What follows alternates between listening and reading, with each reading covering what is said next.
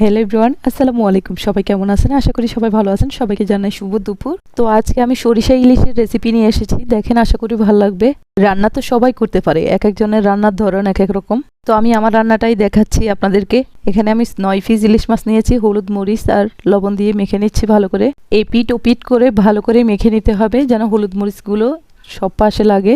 সবগুলো মাছ মেখে নিয়েছি। এখন একটু সরিষার তেল দিয়ে রেস্টে রেখে দিয়েছি। দেন আমি 2 টেবিল চামচ সাদা সরিষা নিয়েছি, 4টা কাঁচামরিচ নিয়েছি, 5 কোয়া রসুন নিয়েছি, ছোট 2টি পেঁয়াজ কেটে নিয়েছি। আমি সবগুলো উপকরণ একসাথে ব্লেন্ডার করে নিয়েছি। তো আমি কড়াইতে 5 টেবিল চামচ সরিষার তেল দিয়ে দিলাম। আগে থেকে ব্লেন্ডার করা মিশ্রণটা দিয়ে দিলাম। এখন আমি ব্লেন্ডার জারটা একটু ধুইয়ে দিয়ে দিলাম। 1 চা চামচ মরিচের গুঁড়া দিয়ে দিলাম। কিছুক্ষণ ভালো করে কষিয়ে নিলাম। তারপর মাছগুলো দিয়ে দিচ্ছি। এখানে রান্নার প্রসেসে আমি কিন্তু হলুদ দিই নাই, যেহেতু মাছগুলোতে আগে হলুদ মরিচ দিয়েছি সেজন্য। তা আমি মাছগুলো আলতোভাবে নেড়ে দিব পাতিলের পাশে ধরে। তো আমি কিছুক্ষণ কষিয়ে নিয়েছি। এখন মাছগুলো আমি উল্টিয়ে দিব, যেন ভেঙে না যায়, এটা খেয়াল রাখতে হবে। আমি পর্যায়ক্রমে সবগুলো মাছ উল্টিয়ে দিয়েছি।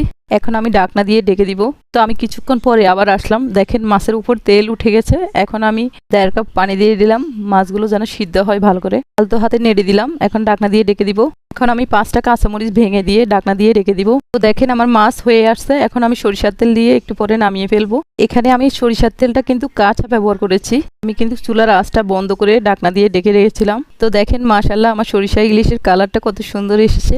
যে কোনো তরকারি রান্না করা শেষ হলে ঢাকনা দিয়ে গরম তরকারি ডেকে রাখবেন, তখন তেলগুলো উপরে উঠবে, কালারটা সুন্দর আসবে। তো আমার সরিষা ইলিশের রেসিপিটি কেমন হয়েছে সেটা অবশ্যই কমেন্টে জানাবেন। আর ভালো লাগলে বাসায় একবার হলো ট্রাই করবেন। আর আমার ভিডিওটি যদি ভালো লাগে লাইক কমেন্ট শেয়ার করে দিবেন প্লিজ। অবশ্যই মনে করে ফলো দিয়ে দিবেন। আল্লাহ হাফেজ। Thanks for watching.